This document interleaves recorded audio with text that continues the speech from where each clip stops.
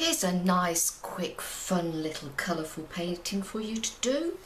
I've done it many times in many formats. I've done it for little pictures, I've done it to go on greeting cards, all sorts of things, and it's easy, it's quick, and if you just relax and go through the process, you'll end up with a pretty little loose, fluid painting. Okay, what it's going to be is a pot of lavender. I don't think there's anybody who doesn't like lavender. So what I'm going to do is I'm going to start off with the pot, and I've got some burnt umber, and as always I have a bit of watercolour paper nearby to check my colours. That's far too dark.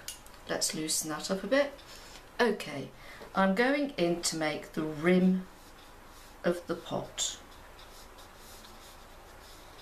and around the back. So this is the top, the circle of where the lavender is going to go in, and I'm coming down to make the shape at the top, which we often have on plant pots, and the bottom, and that is it basically. Now I want to alter the colour slightly, so I'm going to put in some terracotta. Actually, I think this is a Venetian red, but whatever you've got that's near to it, pop in. See, I'm keeping it really loose. Of course, that's how I want it to be. Now, that's a bit of pot that we can see at the back. The soil is in there, and that's a bit of the pot round there. So we're keeping this very fluid, very loose, okay? Don't get hung up on the detail. Oops, it's got a bit wonky there. Let's just round it up a little bit. Remember, we're giving an impression. Just take it round a bit. So the way I've started, it would now appear that my light is going to come from that side. Okay, let's look at the greeny bits. This is the stalky bits. I'm going to start with that first, and I've mixed up some sap green, and I've put a bit of white in it because I want that opaque sort of creamy colour that lavender seems to have. And I'm not going to worry if any of it runs, okay? And I'm just coming up here with some sort of stalk effects.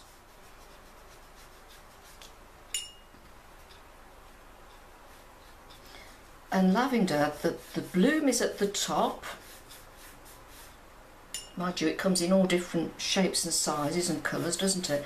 But we're going to have our bloom at the top, and we're going to have down the bottom, or rather at the sides, a lot of the little leafy bits. Don't worry if you have a little splash, that makes it all more fun. This is a fun painting. It's also a good one to loosen up with before you start something a little more, dare I use the word, serious. Adding a bit more sap green to that creamy mix, and a little bit of Payne's grey, because if you look at lavender, it's a sort of a bluey, grey sort of green, if that makes sense to you. Very specific about my paint colours.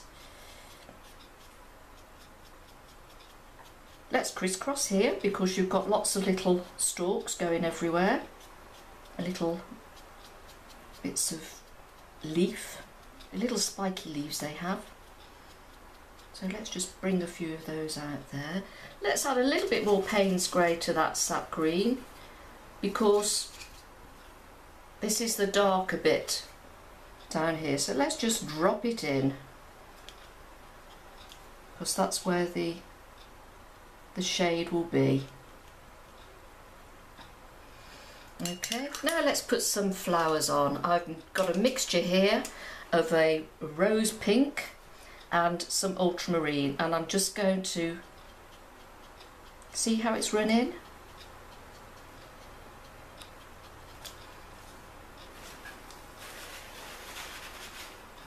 And because I'm right-handed, remember, I've got everything on the right. Common sense, but worth remembering. Okay, here's the lavender coming up. And don't worry if it's not all the same shade, and use what you've got, because sometimes lavender's quite blue, or sometimes it's a bit more pink. It just depends on the the make, the breed, whatever you want to call it. Let's drop some bits down here. Let's have a few little bits down here.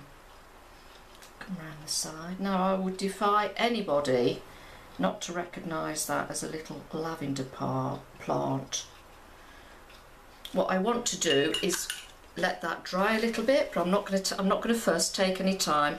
I'm coming back down here now to the shadow. The light's coming this way, so I want the shadow to cast under the pot this direction.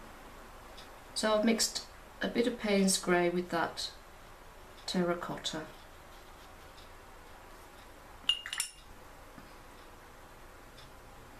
In fact, I'm going to put more of the Payne's grey in. And of course, theoretically, if the pot is casting a shadow, so will the plant. But we're just going to be vague about that. Because if this were going to be a little picture, in a little clip frame or something, that bit might be cut off. Isn't that looking charming? Okay, what I want now is a little bit of a mossy colour. You know, sometimes terracotta, well, it depends on your climate, I suppose. You might get a little bit of moss growing on it. So that's okay. Let's have a little bit of that just to liven it up a bit. Bang in with a bit more of that lovely strong Venetian red. Look at that rock. Okay, and I'm coming round here. See, the rim is still there. We can go back in there now and cover a bit of that green that has run. Let's just, and I'm leaving a little gap there because it just shows where the rim is going round. Brilliant. Although I say it myself, this is just such fun. It really is. Okay, we just need to define that, I think, a little bit. Yeah, that's enough. That's okay. You're just giving the impression. The angle seems to have gone a bit strange there, so let's just, not quite, that's okay. We're not talking perfect shape plant pots here. That's nice. Okay, good. Okay, I'm now going to go back in with a bit of Payne's grey.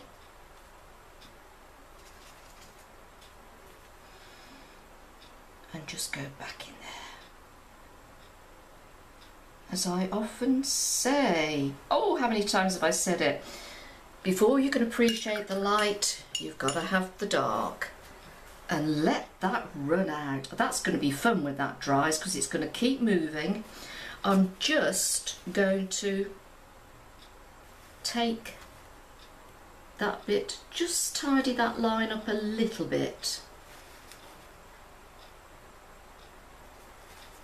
But let that Payne's grey just move round, because there's no light under there at all. The light's that way, so it's really dark where the pot is touching the surface. And likewise, I'm going to go in here with a bit of Payne's grey, let it run, let it play about. Rinse my brush off and go back to the murky greeny colour and just bring that out, so you've got the shadow of where the stems all crunch together and there's no light getting in there. Let's have a bit more purpley colour. Oh, in the wrong pan there.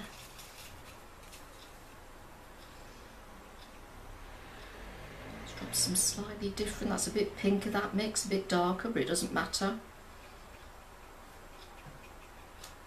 And to give the impression that it's fragrance and it's sort of spreading its fragrance just by sitting there, you can smell it bursting out of the plant.